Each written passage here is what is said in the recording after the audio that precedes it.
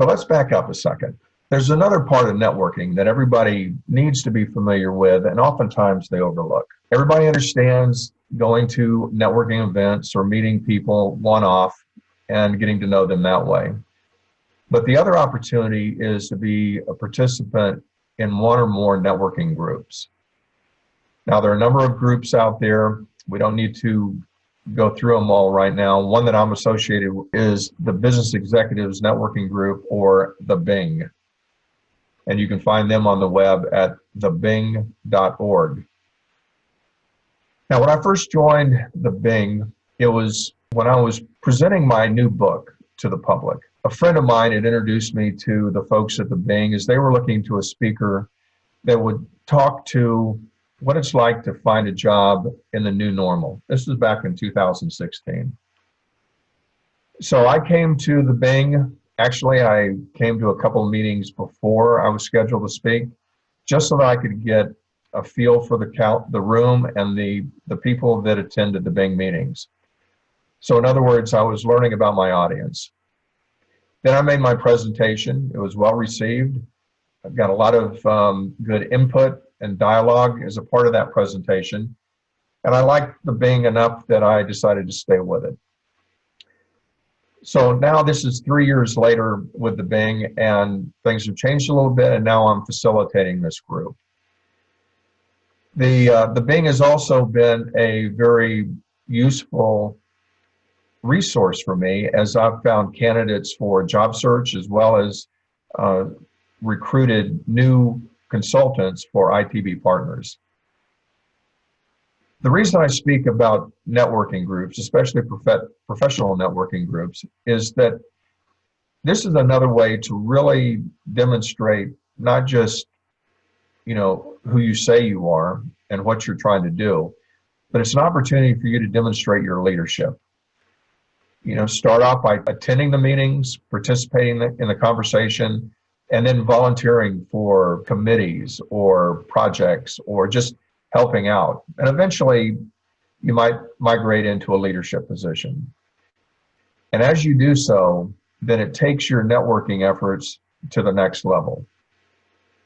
So people get a chance to see what it's like to work with you as a peer, and then working with you as a leader, and then understanding how you operate and conduct a meeting and conduct a business for the networking group. Now, this is a way to really enhance your visibility to your network and demonstrate a totally different level of capability and professionalism that will make it much more effective to you as you look to build your business. The other thing is, I'd recommend being involved in more than just one networking group. The Bing is a typical business professional networking group. It's more for people that are in transition, although more and more there are a number of people that call them alumni that had been between jobs, but they have stayed with the Bing even after they got another full-time job. Now, these folks understand that job tenures are becoming very short, especially for baby boomers nowadays. So it makes a lot of sense to stay connected with a group so that in the event that you are between jobs again and you need to reignite your network, it's far less work involved if you've already been active in a networking group and kept your network alive than if you have to go out and re-energize it and start it all over again. In addition to networking groups like the Bing, there are also groups that are designed for certain professions.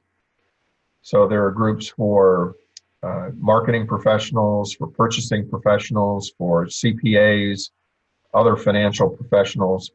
Every profession has its own professional association that conducts monthly meetings.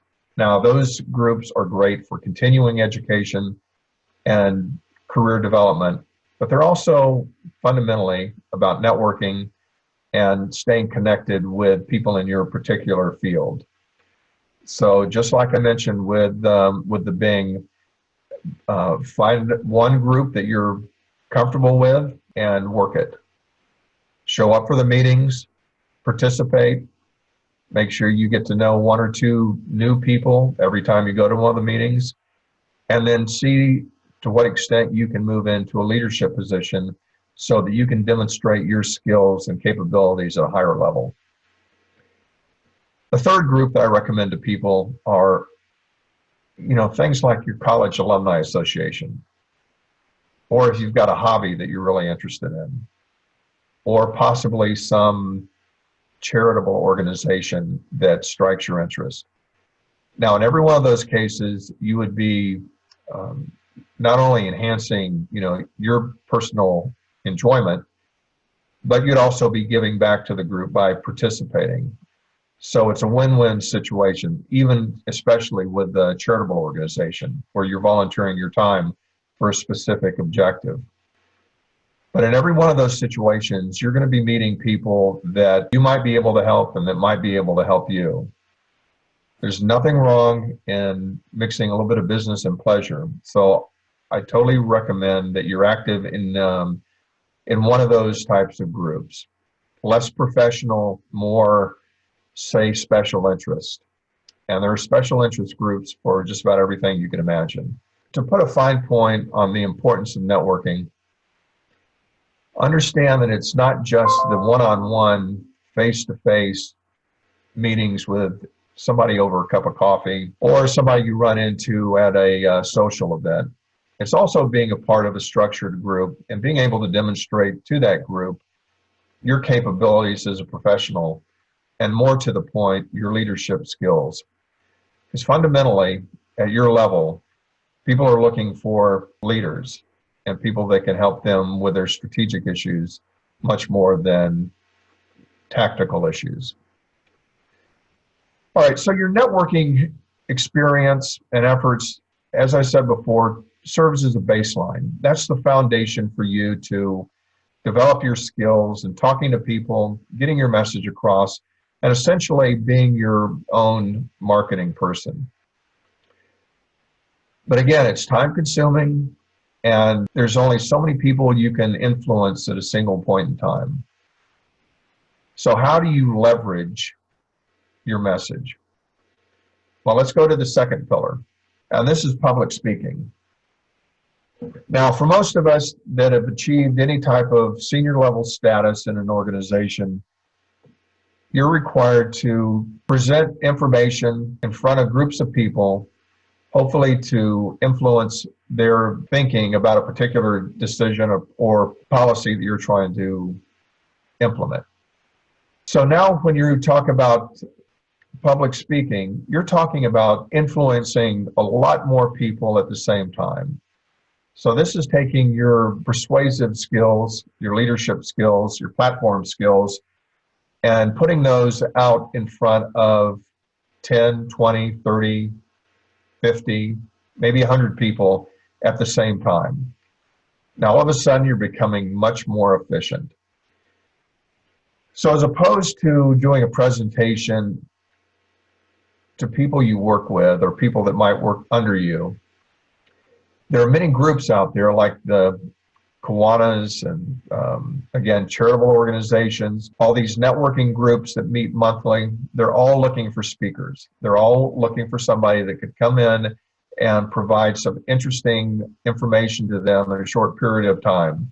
So your objective then is to take all of that message that you've been developing during your networking activities and turn that into a presentation that isn't necessarily a 20 or 40-minute infomercial for you and your business, but it's more an opportunity for you to demonstrate your knowledge and your skills and your capabilities as a subject matter expert in front of a larger group of people. I know the old saying that many people would rather die than get up in front of a group of people, but I know they're not talking about you or me or any other professional that we work with, because we know that to rise in an organization and to be successful and to achieve a new job or a promotion or to become an independent consultant or even an entrepreneur, you have to have public speaking skills and you have to use them. As I said earlier, This is what your competition is doing. The people that I know that are successful in their career and they're successful as an independent consultant are actively engaged in getting in front of different groups, providing them with information that is topical in the public domain that maybe they are a little bit fuzzy on, but would like to learn more about. And in the process, demonstrate your capabilities for your knowledge and command of the subject matter. And more importantly, your skills in developing the message and presenting it to a larger group of people. So this is the second and very important part of the 3 pillars of success. And again, this is what your competition is doing. So you learn how to present yourself, present your message, and to establish relationships at the most fundamental level while you're networking, both individually and in group. Now you want to exploit that, build on it, and take it to larger groups. And public speaking is the first place to start. As I said before, there are many networking groups, clubs, and associations that meet weekly, and they're all looking for somebody to come in and speak to them about something of interest. So the demand for public speakers is clear. There's a tremendous amount of opportunity, and I highly recommend that you really consider that as you go about building your professional presence.